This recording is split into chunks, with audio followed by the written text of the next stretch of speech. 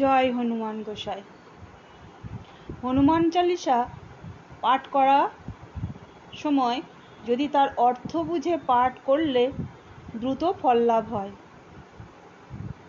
তাই হনুমান চালিসা যখনই পাঠ করবেন তখন অবশ্যই তার মানে বুঝে পাঠ করবেন। শ্রীগুরু চরণ সরোজ রজ নিজ মন মুকুর সুধারি বরণ রঘুবর বিমল যশ যোদায়ক ফলচারী বুদ্ধিহীন তনু জানিকে সুমের পবন কুমার বল বুদ্ধি বিদ্যা দেহমোহি হরহু কলেশ বিকার। এর মানে হলো শ্রী গুরু চরণ রূপ কমলের পরাগের দ্বারা নিজের মন রূপ দর্পণ পরিষ্কার করে রঘুবর শ্রীরামচন্দ্রের বিমল বর্ণনা করতে প্রবৃত্তি হচ্ছেন। শ্রীরামের এই কীর্তিগাথা অর্থাৎ ধর্ম, অর্থ, কাম এবং মোক্ষ চতুর্বিধ পুরুষার্থই প্রদান করে। কিন্তু আমি যে নিতান্ত নির্বোধ তা বুঝে পবননন্দন হনুমানকে স্মরণ করছি।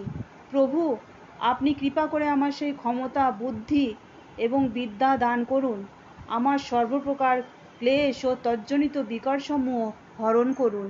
জয় হনুমান জ্ঞান গুণ সাগর জয় কপিসতি হুলোক উজাগর।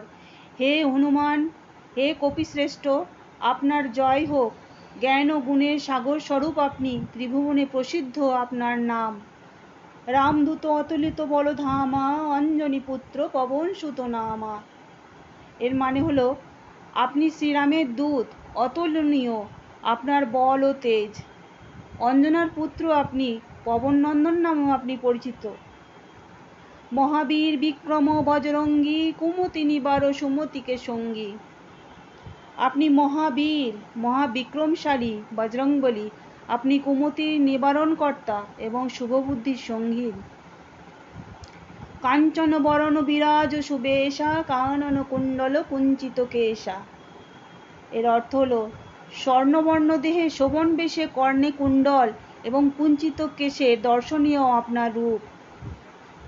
হাত বজ্র ধ্বজা বিরাজে কাঁধে মুজ জনৈক সাজে। আপনার হাতে বজ্র এবং ধ্বজা বিরাজিত, স্কন্ধে মৃঞ্জাতৃণ নির্মিত উপবিত শোভমান।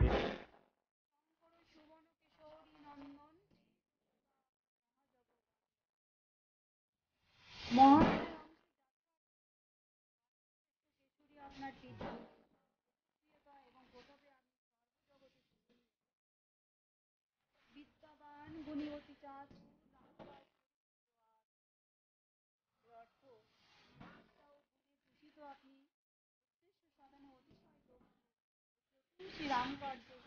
আপনি সর্বদা তৎপর। প্রভু চরিত্র শুনিব করসিয়া রাম ও লক্ষণ ও সীতা মন বসিয়া। এর অর্থ হলো প্রভু শ্রী রামচন্দ্রের চরিত কথা রসগ্রাহী শ্রোতা আপনি। আপনার হৃদয়ে শ্রী রাম, লক্ষণ ও সীতার বসতি। সূক্ষ্ম রূপ ধরি সিজহি দিখাওয়া বিকট রূপ ধরি লঙ্ক জাড়াওয়া। সীতা দেবীর কাছে আপনি ক্ষুদ্র দেহ ধারণ করে দেখা দিয়েছিলেন। লঙ্কা দহনের সময় বিকট আকার ধারণ করেছিলেন। ভীম রূপ ধরি অসুর সংহারে রামচন্দ্রকে কাজ সংবারে। রাক্ষস দেহদের সংহারকালে আপনার রূপ অতি ভয়ঙ্কর। এইভাবে শ্রীরামচন্দ্রের কার্যের জন্য আপনি বিভিন্ন সময় বিভিন্ন রূপ ধারণ করেন। লাখ সঞ্জীবন লক্ষণ জিয়ায়ে শ্রী রঘুবীর হরষি উল্লায়। মৃত সঞ্জীবনী ওষুধ নিয়ে এসে আপনি শ্রী লক্ষণকে পুনর্জীবিত করেন। আনন্দ চিত্তে শ্রীরাম আপনাকে বুকে তখন জড়িয়ে ধরেন। রঘুপতি কিন্হি বহুত বড়াই তুম মম প্রিয় ভরত সমভাই। রঘুপতি আপনার অশেষ প্রশংসা করেন এবং আপনাকে তার ভরতের সমান ভাই বলেন। সহস্র বদন তুমার যশ গাওয়ে অশোকহি শ্রীপতি কণ্ঠ লাগাওয়ে। আমি সহস্র বদনে তোমার যশ কীর্তন করি। এই কথা বলে শ্রীরাম আপনাকে কণ্ঠলগ্ন করেন। সৌনকাদি ব্রহ্মাদি মুনিষা নারক শারদ সহিত অহিষা। ব্রহ্মাদি দেবশ্রেষ্ঠগণ, স্বয়ং দেবী সরস্বতী, সৌনকাদিক মুনি চতুষ্টয়, অনন্তনাগ, নারদ সহ অন্যান্য ঋষিবৃন্দ আপনার যশ কীর্তন করে। যম কুবের দিকপাল জগান্তে কবি কবিদ কহি শকে কহান্তে। যমরাজ, কুবের আদি দিশারক্ষক বিদ্যমান পণ্ডিত আপনার যশের বর্ণনা করতে পারে না। তুম উপকার সুগ্রীভি কিনহা, রাম মিলায়ে রাজপথ দিনহা। আপনি সুগ্রীবের সঙ্গে রামের মিলন ঘটিয়ে তাকে রাজপথে পুনঃপ্রতিষ্ঠ করে তার পরম উপকার সাধন করেছিলেন। তুমহার মন্ত্র বিভীষণ মানা, লঙ্কেশ্বর ভয়ে সব জগ মা জানা। বিভীষণ আপনার পরামর্শ মেনেছিলেন এবং তার পরিণামে তিনি লঙ্কার অধীশ্বর হয়েছিলেন, একথা জগতের সকলেই জানে। যুগ সহস্র যোজন পর ভানু, লিল্লহ তাই মধুর ফল জানু। যোজন দূরে সূর্যদেব মিষ্ট ফল জ্ঞানে গ্রহণ করতে উদ্যত হয়েছিলেন।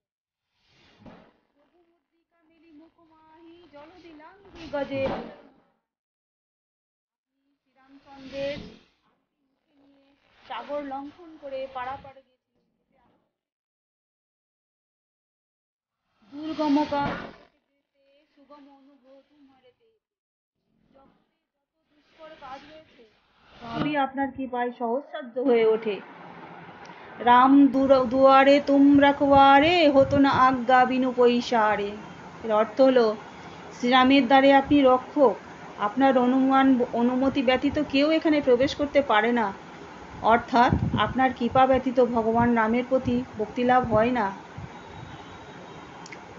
সব সুখ লইহি তুমহারি শরণা, তুম রক্ষক কাহু কো ডরনা। যে আপনার শরণ নেয় সে স্বর্গসুখ লাভ করে। আপনি যাকে রক্ষা করেন কারো কাছ থেকে তার আর ভয় থাকে না। আপন তেজ তুমহারো আপই, তিনহ লোক হাঙ্কতে কম্পই। আপনার তেজ একমাত্র আপনি সম্বরণ করতে পারেন। আপনার হুঙ্কারে ত্রিভুবন কম্পিত হয়। ভূত পিশাচ নিকট নাহি আওয়ে, মহাবীর জব নাম শুনায়ে। মহাবীর হনুমান এর নামে যেখানে উচ্চারিত হয়, ভূত পিশাচ সেই স্থানের নিকট আসতেই পারে না। নাশই রোগ হরই সব পীড়া, জপত নিরন্তর হনুমত বীরা। নিরন্তর হনুমানের নাম জপ করলে সর্বপ্রকার রোগ পীড়া বিনষ্ট হয়। সংকট হেং হনুমান ছুড়াওই, মনচক্র বচন ধ্যান জোলাওই।